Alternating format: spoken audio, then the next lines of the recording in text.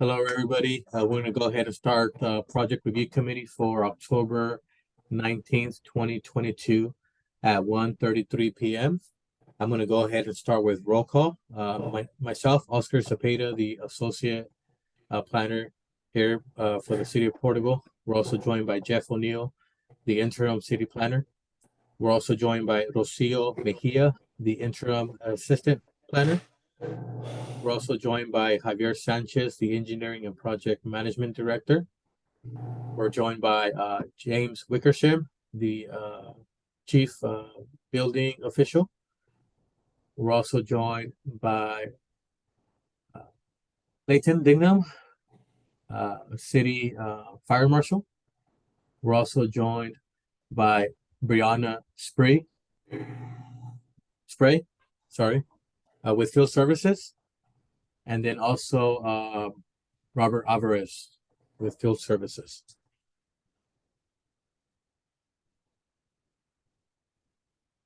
I think that is all from the city staff.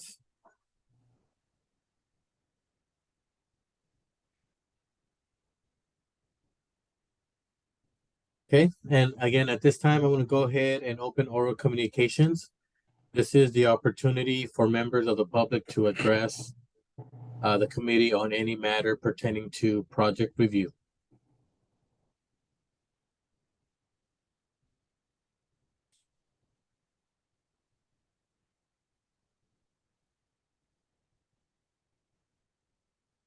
Hearing none, I'm going to go ahead and close oral communications. So for today's PRC agenda, we have one item, which is Project Review Committee number 2022-026 for the applicant Jorge Ramirez. The applicant is proposing a multifamily residential project consisting of two structures for a total of 3 residential units. The subject site is a 0.27 acre property located on the west side of Plano Street, north from Morin Avenue, APN 253-050-094. The subject site is within the RM2 medium density residential zone district. And it also has a general plan land use designation of medium density residential. I'm going to go ahead and share my screen here for the proposed development. I'm going to go ahead and start with planning's comments. As far as the units, we are within the maximum allowable. Now, of course, the development would be required to comply with our development standards. Specifically, we want to make sure that the building entrances, make sure that they do relate to the public right-of-way, which they do show here. Make sure that each entrance has a porch or recess of 5 feet, minimum 50 square feet of area, which you do show there. The elevations for Unit A, due to our townhomes, 2-story units, we will require that the architecture articulation also is proposed for the second unit facade.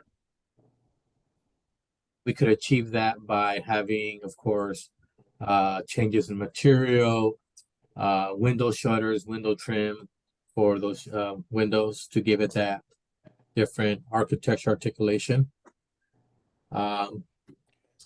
Multifamily developments do require private and common open space, 100 square feet per unit for common open space. I think 75 square feet per unit of private, and that the minimum dimensions is 10 feet. Now, the usability of these areas, we want to make sure that a surface shall be provided that allows convenient use of the outdoor living and or recreation. Of course, there could be a combination of lawns, garden, flagstone, wood, planking, concrete, or other serviceable dust-free surfacing.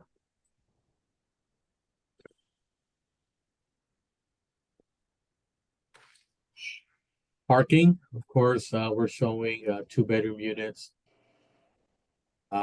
Make sure that It's minimum 2 per 2 to 3 bedroom units, 1 covered parking per unit, 1 guest parking for every 5 units, which looks like we're short of that 1 guest parking stall.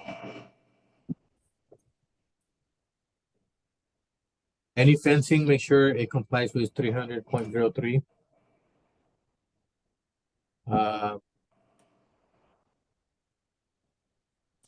Lighting and illumination for a multifamily project, make sure we have any aisles, passageway, pedestrian, recess related within the building complex shall be illuminated.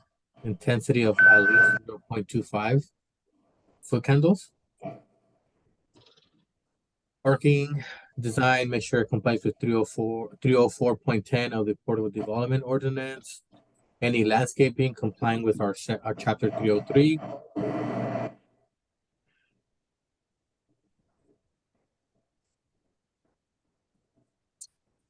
I think that's going to be all for planning.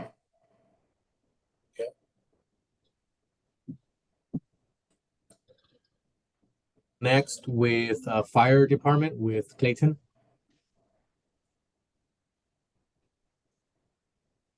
So from the fire department's requirements, the biggest issue is going to be a hydrant. Placed no greater than 300 feet from the hydrant that is to the north, basically on the corner of the street up there to the north of the project.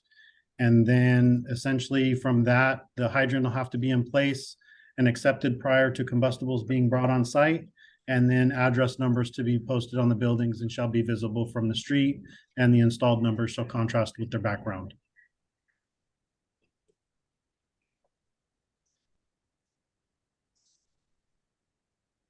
Thank you, Clayton.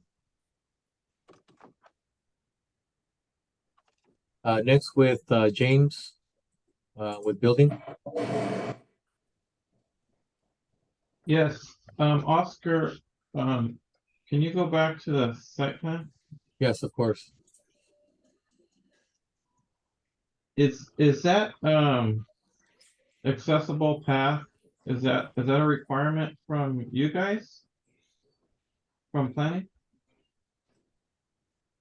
Multifamily developments require pedestrian access to the right of way. Okay. Also any internal recreation facilities. Okay. Yeah, because it's not more than 3 units combined, so there's no accessibility requirements from the building code. So I don't have any comments at this time. Thank you. Huh? Just real quick, other than that, fire sprinklers would be required. Right. Yeah, that's just standard. Thank you. Okay. Next with field services with Brianna. Okay, I had originally thought a 3-bin enclosure would be needed for this, but I think we can get away with can service since it is only 3 units. As long as those Perfect. cans are removed from the curb by 7 p.m. each night. Mm-hmm. I think it'll be a little bit safer for our drivers also. Sounds good. Thank you.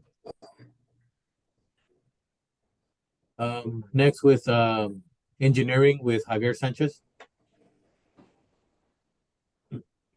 All right. Thanks, Oscar. Yeah, and looking at the frontage improvements, there are some sidewalk panels that are broken and lifted, as you can see there. So with the building permit, it'd be a requirement to address and fix those issues. The drive approach will we'll need like a wraparound to provide an accessible path as shown on the plans. And then really the only other requirement would be that's the state storm drain requirements require a certain amount of runoff to be contained on site. That could be achieved through depressed landscape areas, pervious concrete, and things like that. So it shouldn't be too significant for this size development. But other than that, that's all engineering has. Thank you, Javier.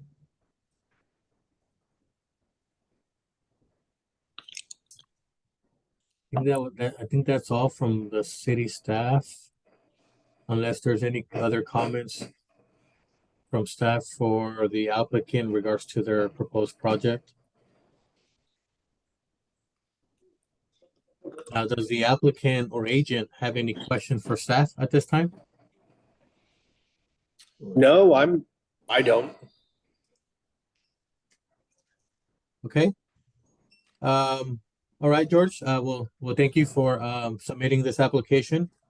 We'll provide, today's comments, to the applicant in 2 to 4 weeks, outlining today's comments in regards to your development. Okay, that sounds good. So it looks like, I mean, we should be able to do it then. Yeah, again, just making some minor adjustments here and there, Okay, to, comply with, some of the, department's, regulations. Yeah, we'll be able to move forward, for a building permit based off, today's comments and the letter that you'll be receiving. okay, sir. Thank you very much. All right, thank you. And with that, we're gonna go ahead and end, today's, project review committee meeting at 1:45 p.m. Thank you, everybody. Thank you.